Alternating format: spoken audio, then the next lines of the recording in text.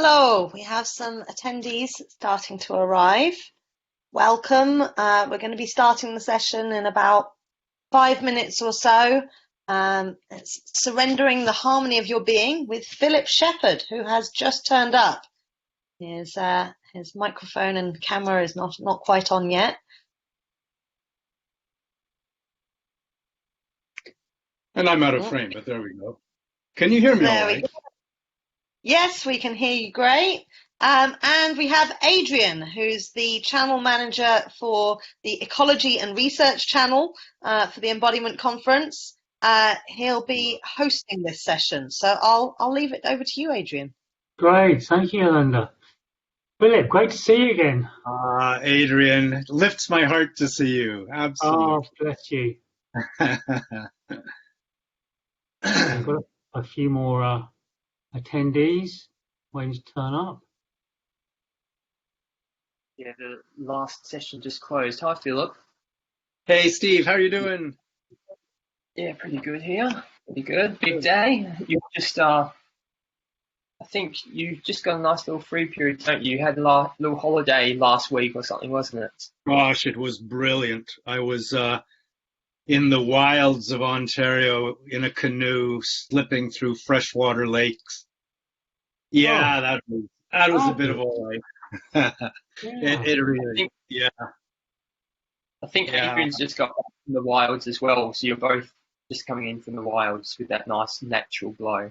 Yeah, good. Where were you, Adrian? Doing some camping, wild camping along the southwest coast of the UK, down in the gorgeous. Devon and Cornwall. Gorgeous. Yeah, it was great. Yeah. Very much speaks about sort of where we're both coming from, doesn't it? We both got back from these out there in the world, well, as wild as we can get in the UK anyway. Yeah. There is no substitute. There just isn't.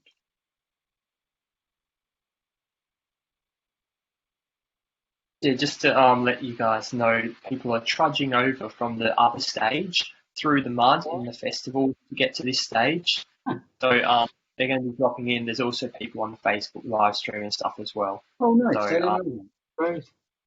Yeah, people are all over the place. Some people are in the room, some people are there because of tech issues. We just decided to stream it to like 4 different places so everyone could somehow get in. Brilliant. But yeah, if you want to have a few more faces on the screen, Yolanda's probably said this. If you want some more faces on the screen, we can ask people to volunteer to become presenters in the webinar view. Then you can actually see them rather than just see yourself. I think that would be nice. Yeah. You know, the more the merrier. Adrian, in terms of questions, I'd love to encourage questions and maybe hold them like for the end. But if you could monitor questions, because I'll have difficulty, if you're able to, I'll have difficulty noticing them as they come in amidst the chat. I don't know if that's too much to ask, but Leave that with us. I'm sure we can. The team can deal with that, can't we? That's wonderful. So if I will, how would you like us? If there's a particular question that looks like it's going to be very relevant, I'll just pick it out and just offer it to you. Is that the way to do this? Oh, that'd be lovely. That'd be lovely. Yeah. Yeah, and then if there are no questions, it'd be lovely to engage with you, and I'm imagining there'll be plenty of questions for this. Oh yeah, we'll take it as it comes.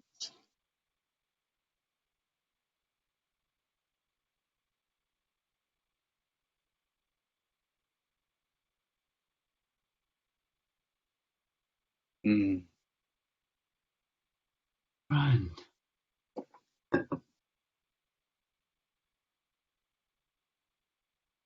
We'll give it like another 30 seconds or so, and then you can get started, Adrian. I think you know everything about Philip anyway, so. We've I've hosted him several times, and we've done joint sessions together, and yeah.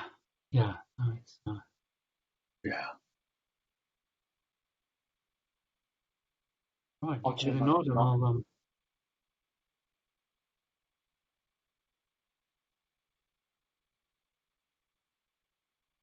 welcome everybody to this session with Philip Shepherd. I am Adrian Harris. I'm the manager of the Ecology and Research channel over on the Embodiment Conference, which is coming up in October, of which this is a taster. So you're just getting a feel of some of the amazing presenters we're going to be having there, including our very own Philip Shepherd. So a lot of you are going to know Philip already. He's extraordinarily well known in the embodiment field. His work on the embodied present process is really kind of at the heart of his work, and he'll be talking a little bit about that today. He's written 2 books, Radical Wholeness and New Self, New World. If you'd like to find out more about Philip, we can have the opportunity for questions, but his website is embodiedpresent.com. I will put that into the chat box so that you can follow that up. So without further ado, I think I've taken enough of your time, Philip. I shall hand you straight over, and thank you very much and welcome. Thank you, Adrian, for that gracious introduction. I'd love to begin just by saying one of my favorite aspects of such conferences is responding to questions from participants, from viewers. So if you have a question that you could put into the chat, we'll try to get back to those at the end of the session, and I welcome every one of them.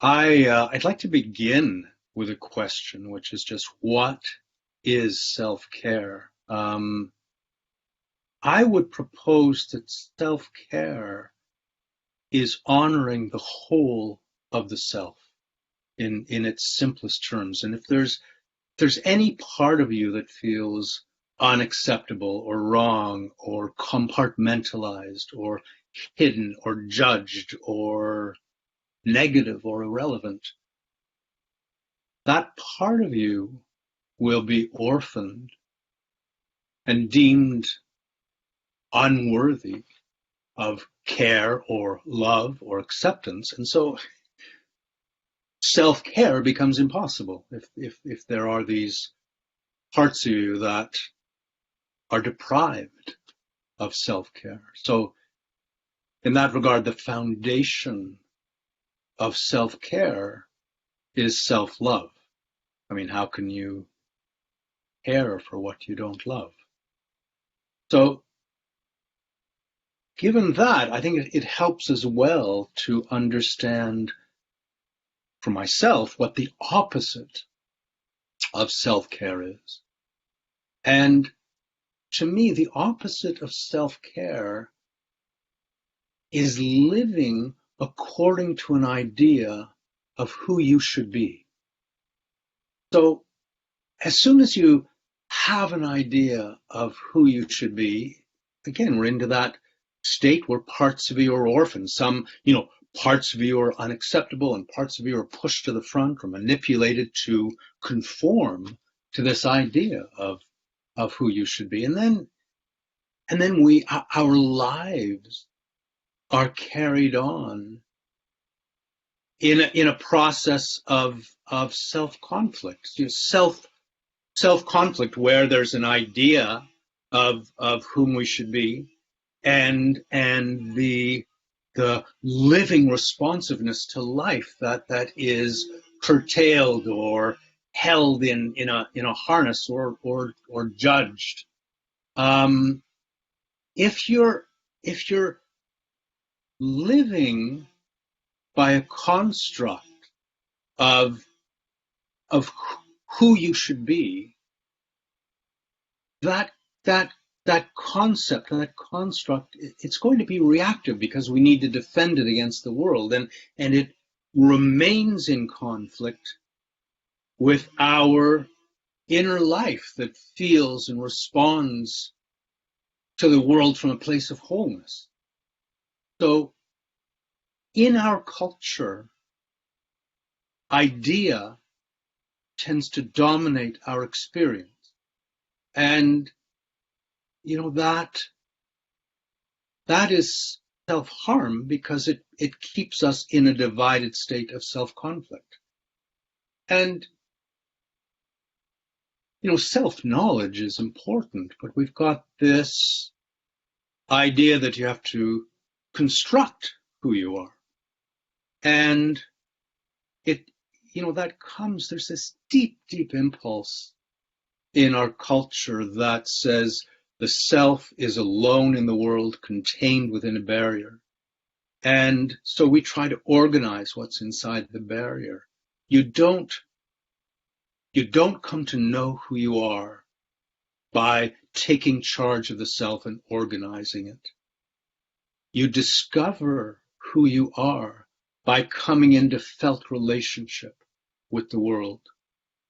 I mean, you watch a child playing with chalk on a sidewalk, and you feel that moment and that child, and a part of you is illuminated by that experience. Or you stand fully present to a tree, and a part of you is illuminated. And the more deeply you come into felt relationship with the world, the more deeply who you are is illuminated. So self-care is also self-discovery. It's a discovery of the gifts of self-knowledge that are offered to you by the world. So then ultimately, we face a choice. You can be who you know yourself to be, or you can be present.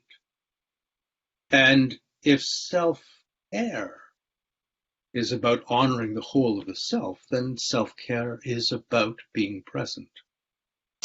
So that sort of disabuses us of a cultural tendency where we think of self-care as a state of self-absorption. We, shut off the world and turn into ourselves and get busy fixing what is wrong with us.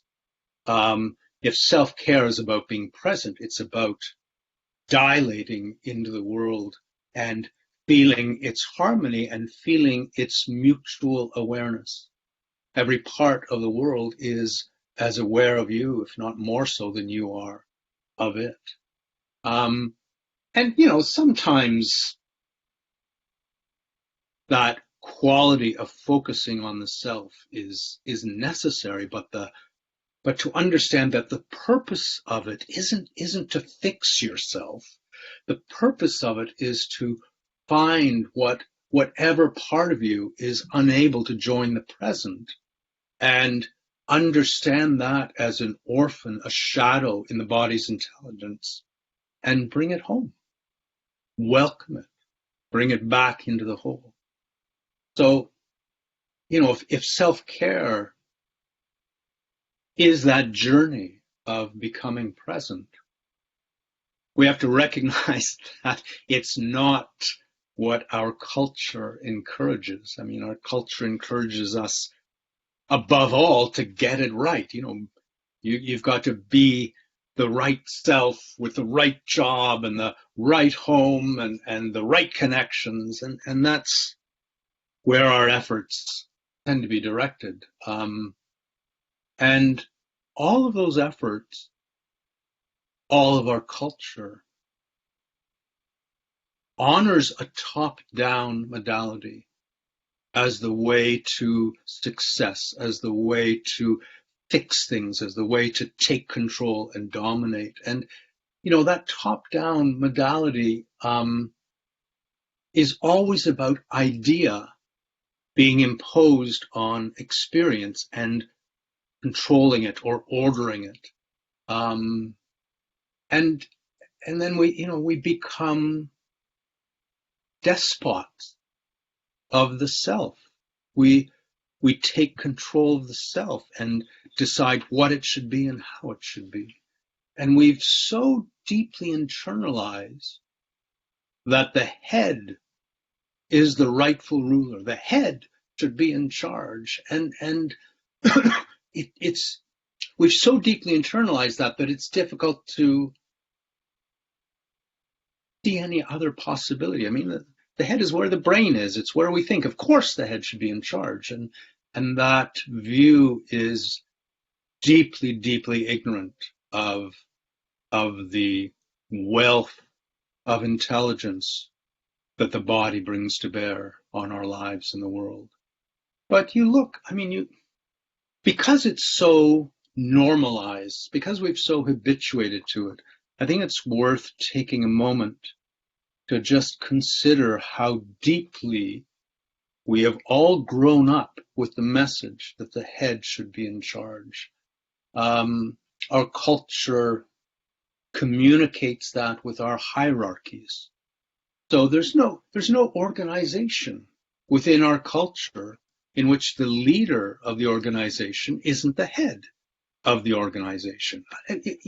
Of course. And you think, I think of the church, and I think, well, maybe the leader of the church, this institution based on faith and love, could be called the heart of the church.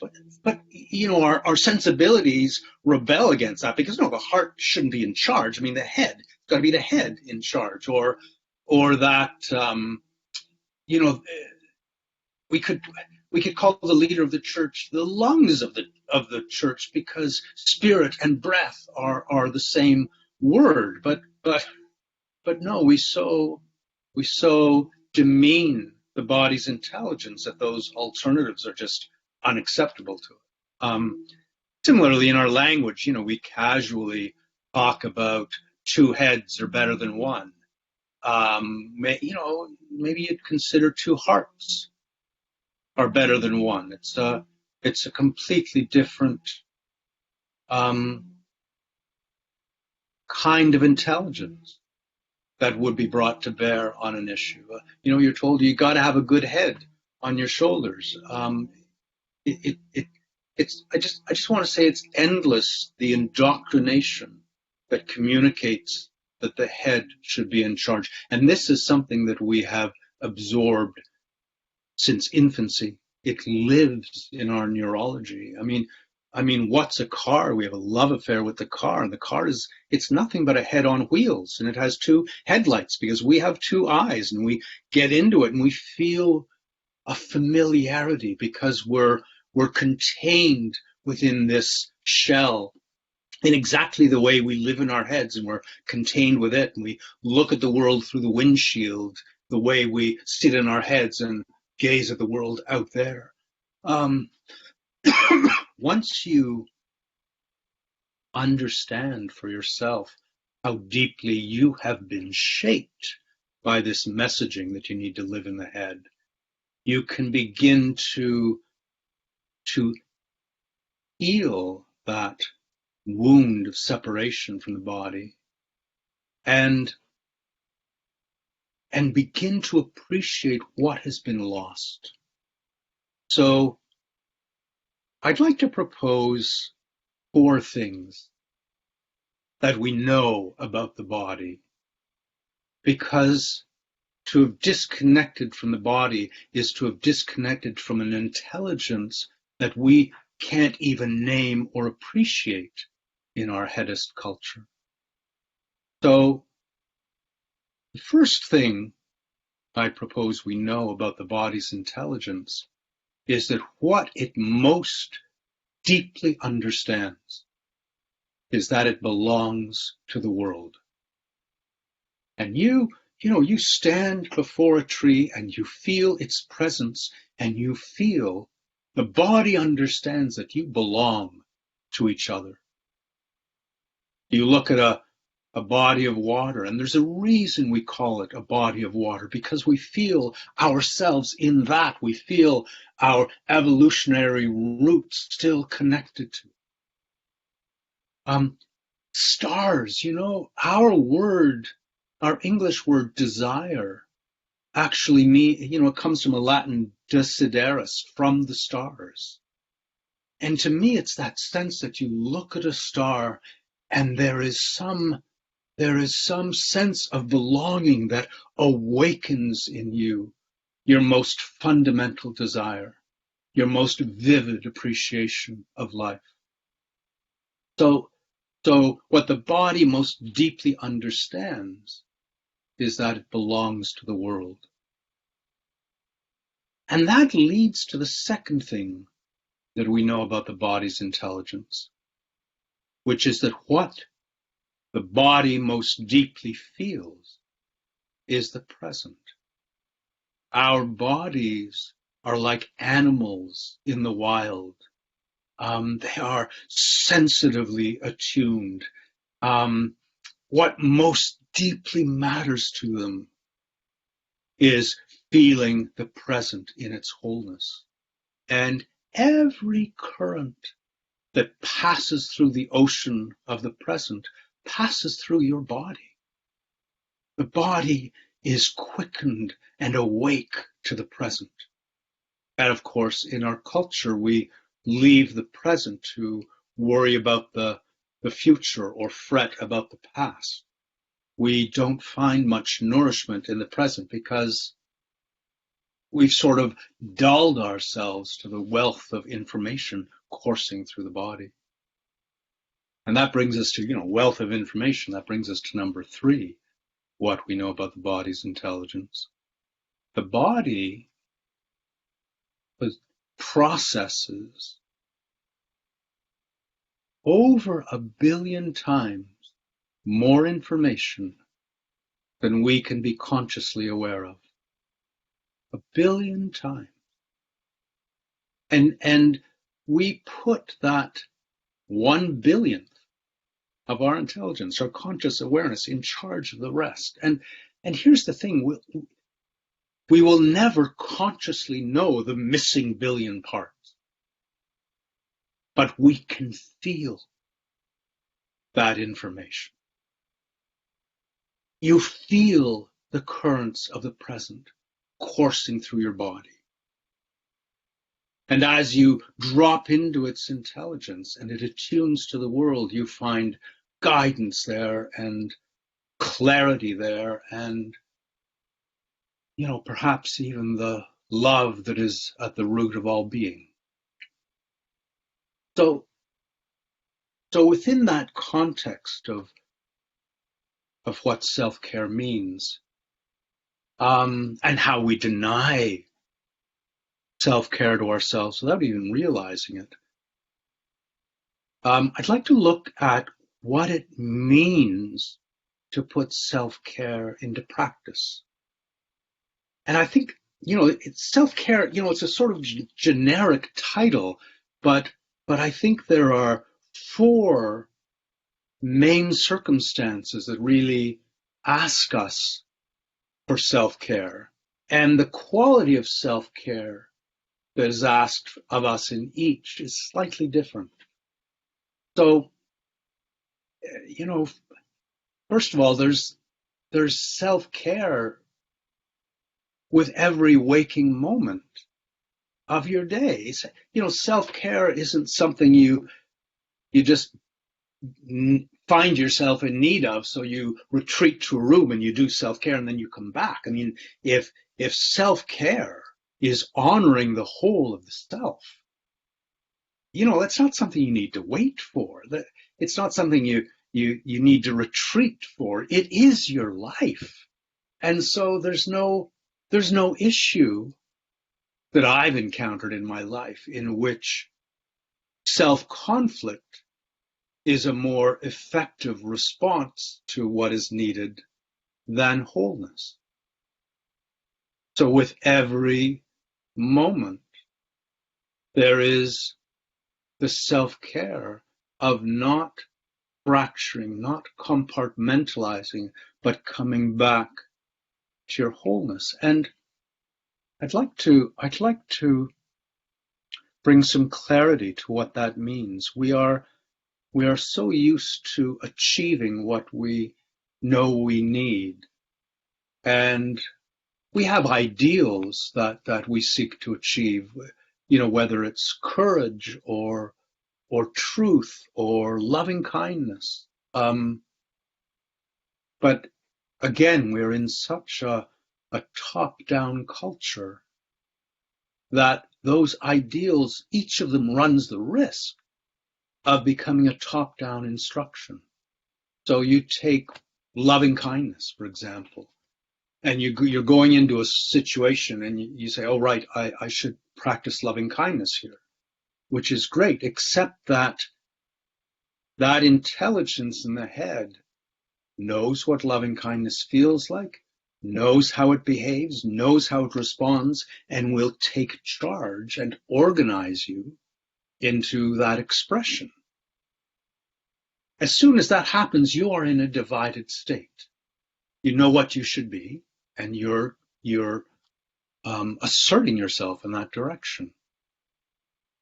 That's one quality that differentiates wholeness from any other ideal, because you can't achieve wholeness.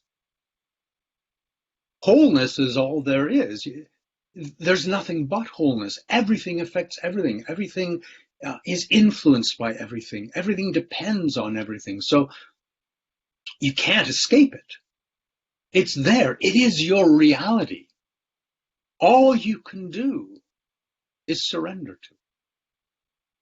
So the issue of coming back to your wholeness as an impulse of self-care, as an act of self-care, is a surrender that brings you back to the present. So live, self-care is living in a way that honors the whole of yourself. The second realm where I feel self-care is needed is when we are exhausted. And I'm not sure who it is, but there's a writer who talked of exhaustion as the ultimate bliss. And I so understand that, because when the world calls to you and you give the whole of your being to some necessity and you hold nothing back, at the end of that, whether you were successful or not, there is this exhaustion of having spent yourself in a way that is totally aligned with your life and your values. So when you're in that state of exhaustion, you need to rest. I mean, it's that simple. But resting isn't just sitting on the couch watching TV, although there's a place for that. The rest you need is that sense of your body's energy dropping and coming back to the earth and communing with it. When you have a sense of truly resting on the earth, you are resting in the present. I don't think you can divide one from the other. If you're not at rest on the earth, you're not present, and vice versa. So to find that rest, that communion with the earth, is to open yourself to its nourishment, which is what you need in that state of exhaustion. There's also wounding. I mean, life just, you can't live without being wounded. And, that can be trauma, that can be grief, that can be a physical wounding. And I think however the wound happens, the pain in one way or another needs to be expressed. I mean, we all know if an emotional pain isn't expressed, it lives in the body because it's held there. It's locked up in the body, and any energy that is locked up in the body will cause distress in one way or another. It has to be expressed. It can't be denied the expression. So if you can't find the permission and the liberty in a way to express your pain, you are thwarting the journey of healing. And that expression, it can just be letting the body move as it needs to. It can be dancing, it can be howling, who knows? But honor it by allowing it its voice. And then, I think there's a second part to that process of healing, which is that whatever the wound is, it needs love. You can't, if you hurt your wrist, there's a tendency to lock that up and contain it. And I think that also thwarts the healing process. I think to offer love to that energy, which is what it needs, it's like a wounded animal, is to facilitate the processes that begin to mend the damaged tissues, the shattered soul, whatever it might be. Our tendency is to want to fix it or judge it or overcome it. And we go, all those are fine. I mean, if there's a broken leg, by all means fix it, but don't withhold love from it, I suppose is what I'm saying. The fourth realm in which self-care is really needed is when we find ourselves disconnected. And our culture is a culture of disconnection. And we disconnect from our purpose. We disconnect from the body. We disconnect from nature and from the earth. And you come out of felt relationship with the world around you and you feel alone and alienated and estranged and lost. You feel dislocated. The only way you can locate your life is by feeling where it is, by coming into felt relationship with the world around you. And we are a dislocated, disconnected culture because we have retracted from those relationships. So how do you recover that? How do you reconnect to your purpose? How do you recover the harmony of your being? And the harmony of your being, it's not just a nice phrase or something. Being is harmony. You look at the world of nature and what you are seeing is an endless process of harmonization. Our culture doesn't harmonize, it organizes. We are an obsessed culture, and I think that our deepest obsession, or the root of our obsession, is to organize. And we organize everything. I mean, we organize our ideas, we organize our emotions, we organize our responses. You meet someone on the street, and you're already, you've already organized your response. Oh, hi, how are you? Before you've had a chance to feel their being. We organize our relationships, our careers. There's nothing we don't organize, and there's a place for organization because here we are, together. We've organized our time, spend this time together. But when organization becomes an obsession, it impairs self-care because it makes it impossible to be present. I think the quality of being present is the quality of feeling yourself being organized by the present. You are being so deeply informed by it that you are being reorganized in some way, and in some subtle way by it.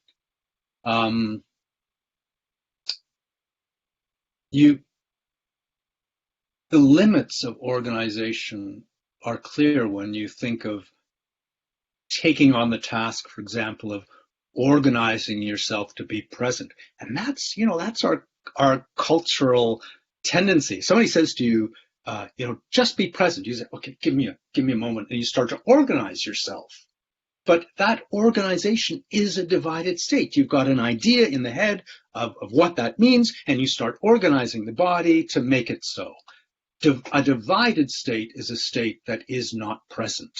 You're not in wholeness. The present is nothing but wholeness. So you can't organize yourself into being present. You can't organize yourself into harmony. Harmony belongs to being. Harmony belongs to the world. You find harmony when you join that deeper harmony. That is the source of all nature. And, you can't organize yourself to find your purpose in life. I mean, life finds its grace and its harmony and its presence when you're aligned with your purpose. But it's not something you can manufacture. You were born with a unique set of gifts that no one else in the world was born with. And in every moment, the world is calling to you to put those gifts into service. And in that, it's calling to you. It's like a whispering, an encouragement to undertake the adventure to which you were born. And you can't organize yourself into accessing that whispering. It's a surrender that as you drop into the present, what happens is the spaciousness of your being joins the spaciousness of the world around you. And when there is within you that spaciousness, then there is a resonant body that alerts you to the ways in which the wholeness of the world is calling to your wholeness. It's calling you to put those gifts. So I think for myself, in the most fundamental sense, I understand the body and the body's intelligence as a resonator.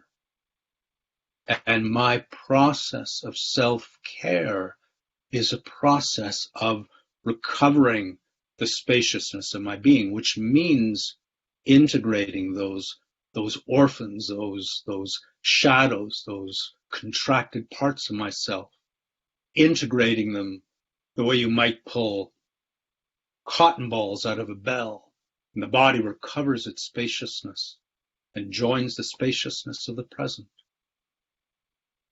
And then you're truly honoring your wholeness. So I'd like to talk us through a little practice, because what the heck is the use of all talk and no practice, as a way of exploring that. And discovering what it means to bring your body's energy to rest, to recover spaciousness within it, to feel yourself at rest on the earth and in the present. So if you'd like to join me in this, I'd invite you to just surrender to the breath. So you're not organizing it, you're not getting it right, you're just releasing the body to the in-breath and releasing the body to the out-breath. And I'd invite you to bring your awareness to the body's energy as a living field within you. And when I talk about the body's energy, I mean everything that shows up in it. Your thoughts are the body's energy, your feelings, your emotions, your sense of place, everything shows up in the body's energy. So just gently bring your awareness to the body's energy in all its diversity, in all its specificity. So you may feel a little fuzzball of anxiety, and locate it for yourself as specifically as you can. Feel its presence.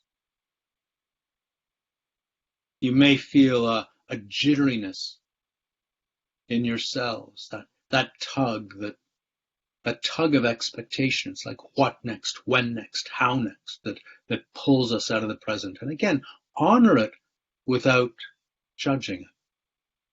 Feel it as fully as you can in complete acceptance.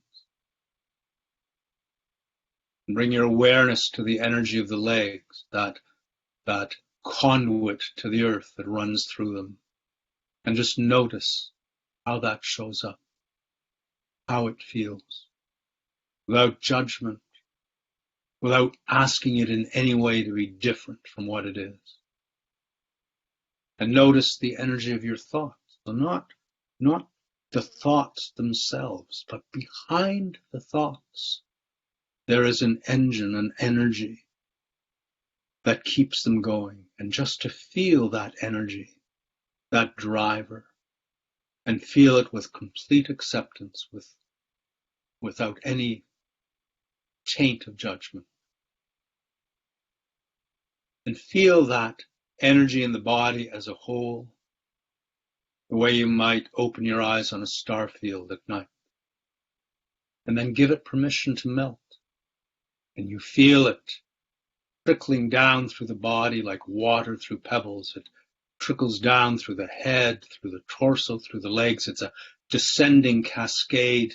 And the first trickles arrive at the soles of your feet and pool there. And those pools grow as the energy descends, and they rise up through your legs like a tide.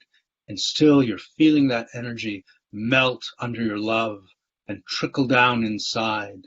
And that fluid energy rises up through the legs, eventually to the pelvic floor. And still the energy cascades down. It drops, and feel any little holdouts, any energy that is still reluctant to melt, and just give it your love. Feel it melt under the warmth of that influence. And as it melts, it trickles down inside. And that fluid energy rises eventually to the top of the pelvic bowl. And as the last few trickles descend through the spaciousness of the body,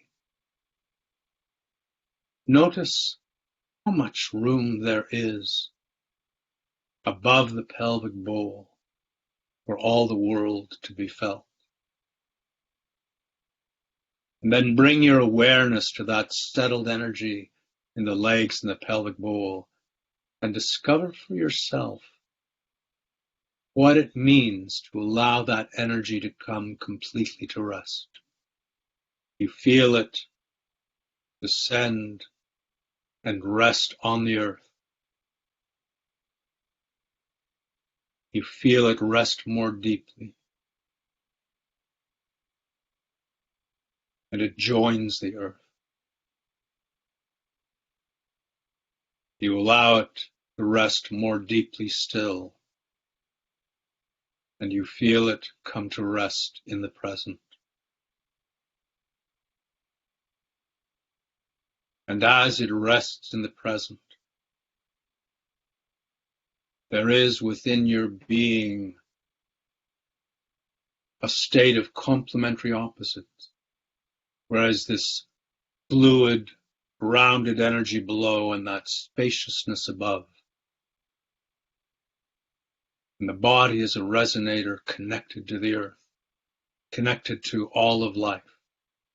And you are held by the world and revealed by the world and guided by the world. And that is where true self-care is found. So that sort of brings me to the end of the formal part of our presentation. I'd love to entertain any questions that people have. I think Adrian's kept an eye on that. I don't know if there are any.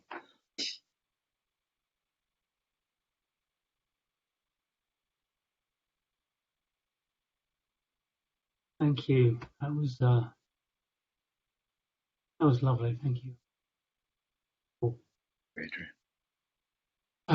There've been lots of very good comments coming up and a couple of specific questions that people want to bring to you. I'll read them just straight out. So Livia asked, what if the state of rest is so needed that it becomes longer and asks you to rest more and more? At one moment you feel it just hurts more and more. It's hard to come back to life. How to deal with this? That's such a great question. What comes up for me is that we are inclined to think of life as something grand and vigorous and expressive. And I think life is unthinkably subtle. And in that coming to rest, you are enabling yourself to meet the subtlety of life. And if you can attune to that subtlety, you will be activated, in my experience. It's like, to me, if you hold your body still and you just hold it still, eventually it's got to move. And that movement, like it may be a subtle thing. Like something just needs to shift a little. So to understand that descent into rest as a journey into the subtlety and the richness of life itself may reframe it in a way that's useful.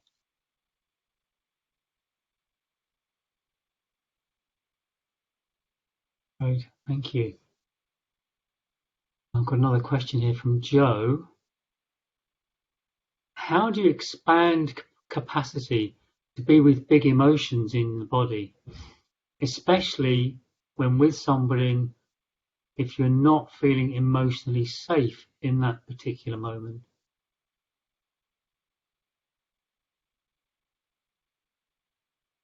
Being in wholeness doesn't mean saying yes to everything. Being in wholeness can mean saying no. Just to make that clear. And when you say no from your wholeness, it is more likely to be heard than if you say no from a place of defensiveness. So when the big emotions come, if you don't feel safe, to trust your wholeness might mean leaving the room. It's not that by expressing the emotion you have to stay here in this situation and express it. You may, I remember a talk by Thich Nhat Hanh. Sorry, my pronunciation's off, but he was aggressively accused by an American audience member of something truly heinous, and I think he answered the man calmly and left and started shaking. He was allowing that to move through his body. Emotions need to move. We try to contain them and control them and bottle them up. We need to find a way to let it move. I don't know if that's helpful, but that's certainly what comes up for me at the moment. Great, thank you. I was, well, we see if any more questions come up, do please post them in the Q&A box if you have any from the wider audience.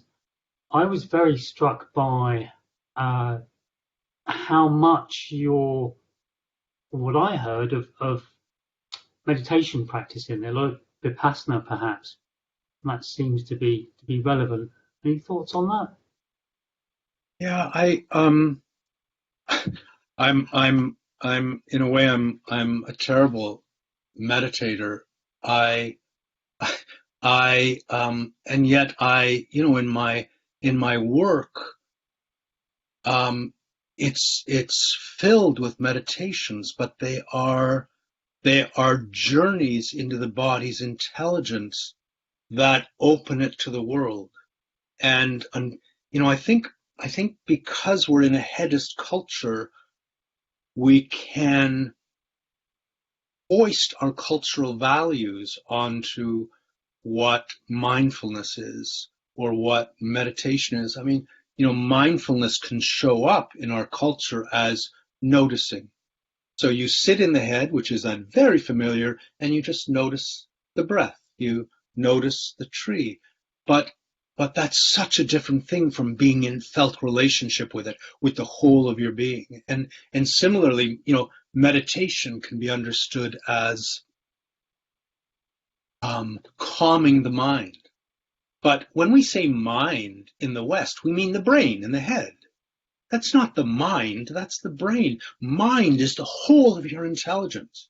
And you cannot calm the body's intelligence by denying it or ignoring it. The body's intelligence, as you drop down, and this is, again, countercultural, but we're so attached to the awareness of the head, we've lost the understanding that the center of your awareness can drop down through the body and come to rest on the pelvic floor. And when it does, you are in a very different realm of the body's intelligence. You're in a realm that attunes to wholeness. And then you're not in charge, you're not in control, you are in a dance with the present, attuned to it and responding to it.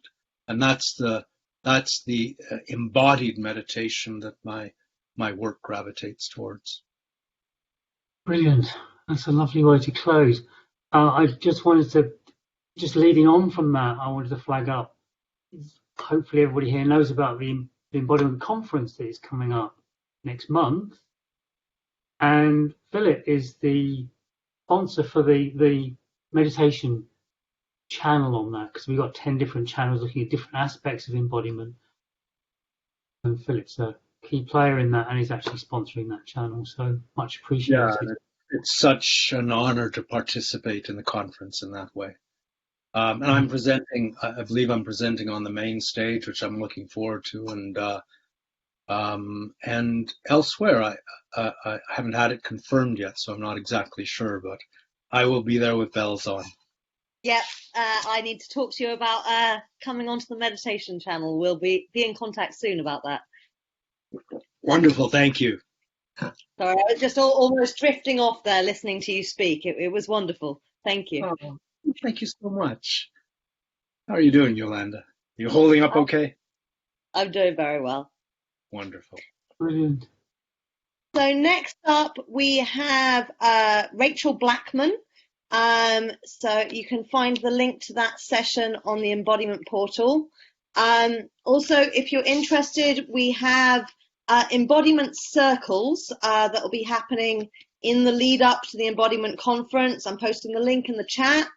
And please join the Facebook group, get involved in the discussion, tell us who we're missing. We don't know every great presenter around the world, and there's still a few spaces left to present at the Embodiment Conference. So please do get involved and let us know who we should be having and what you think of what's going on. So thank you very much, Philip. Thank you, Adrian. Thank you. All the best. Enjoy. Adrian, much love. Bye-bye.